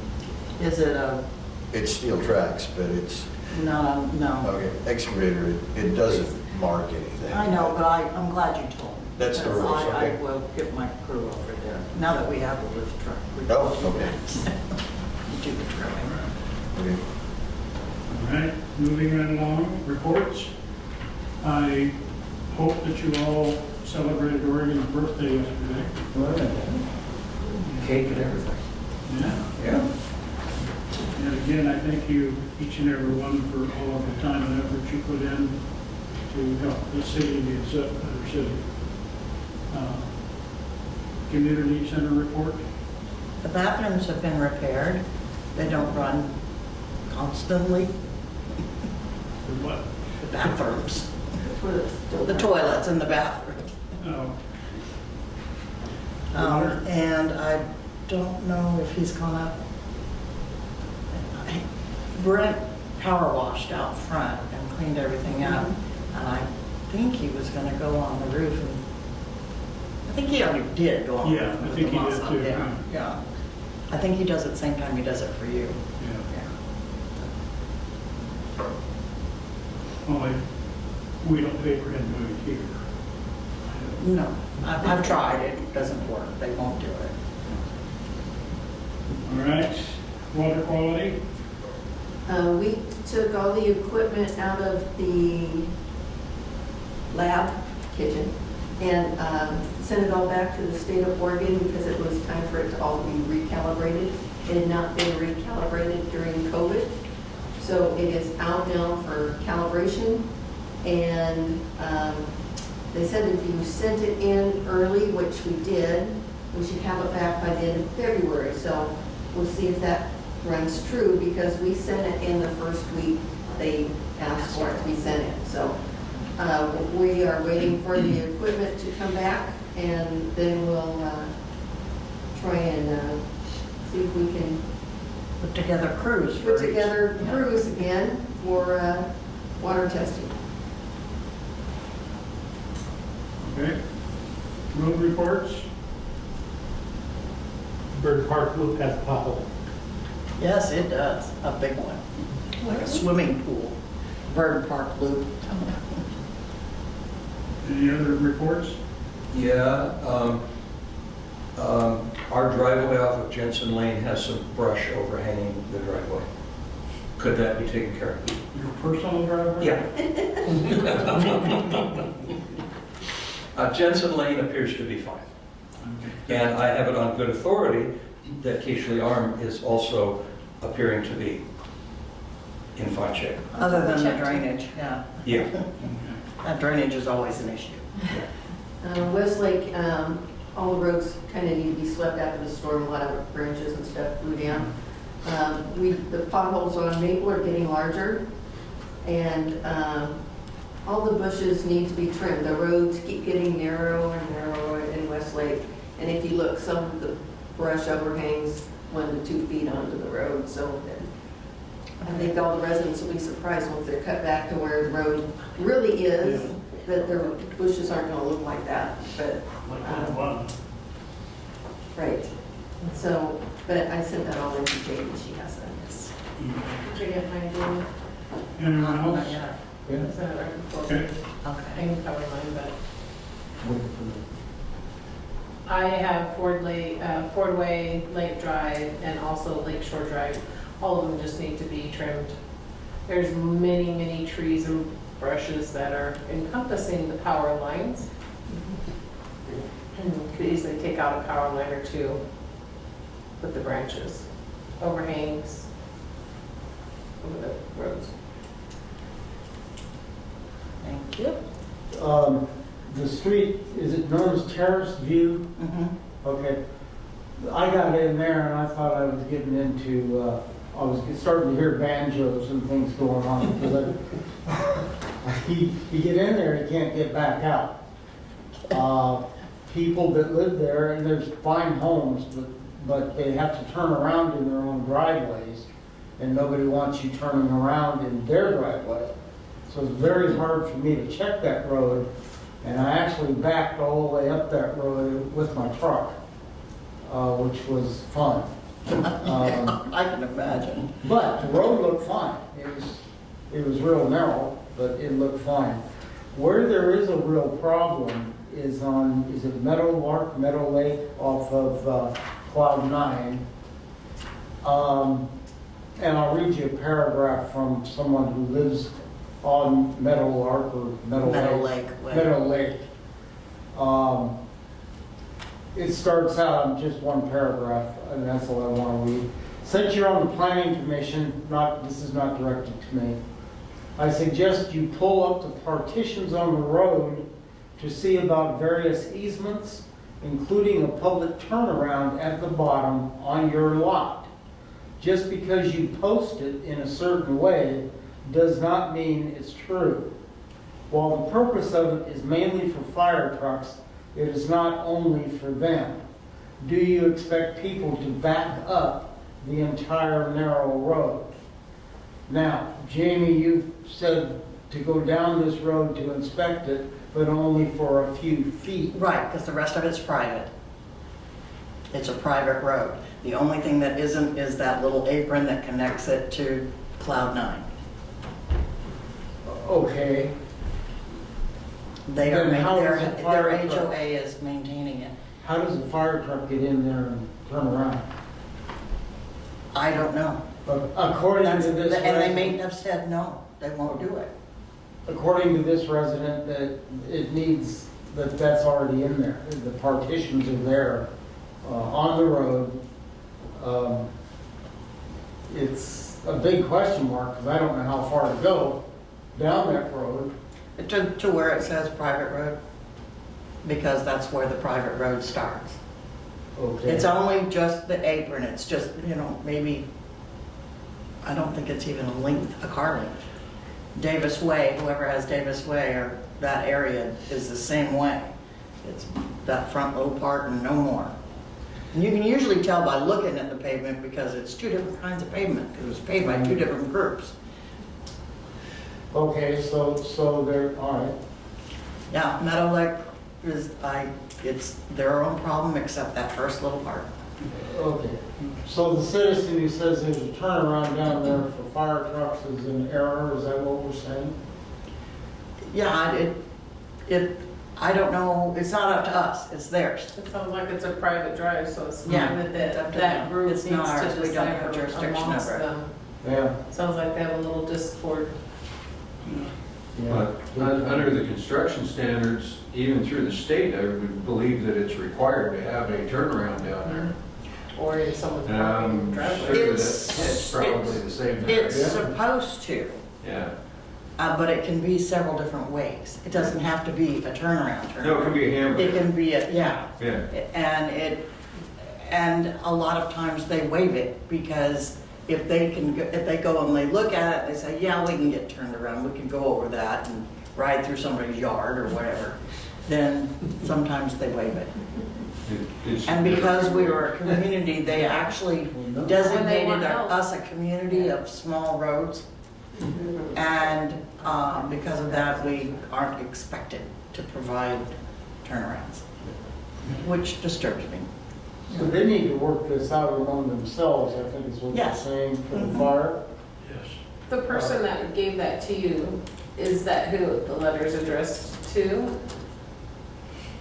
No, the person that gave it to me wrote the letter Okay, to another person on the street. okay.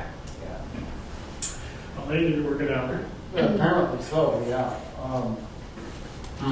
They need to address it with their president of their HOA. Yeah. Other than that, Cloud 9 still has the big pothole. And I noticed the sign that says Property Lane County on it. Yeah. On Cloud 9, they've added Property Lane County on the new sign. Oh, yeah, off of Clear Lake, Yeah. yeah, off of Clear Lake. And my roads have a lot of overhang, but I'm anxiously awaiting our super duper delivery truck to all that wrong. And they do a better job than our lovely current on 101 is. Well, for one thing, you won't go to that effort. For the good of the order, I want to thank you for having the audience say, when I screw up, I appreciate anything you guys do to correct Well, it. it's all about them, you know? Yeah, They yeah. need to have a voice too. Yeah, and I'm just saying that, to quote a former board member from Bay Area Hospital, when you rectify me, something like that. It's team effort. We're here for you. Thank you. Bob? Nothing good. Okay, No. anything? I'm good. We need a motion to get out of here. Move to adjourn. Second? Any discussion? Arguments? I think it's the same. We're done. Thank you again. All right. Thank you. For the record, 7:55 p.m. Yes. You're just showing up. It's some time.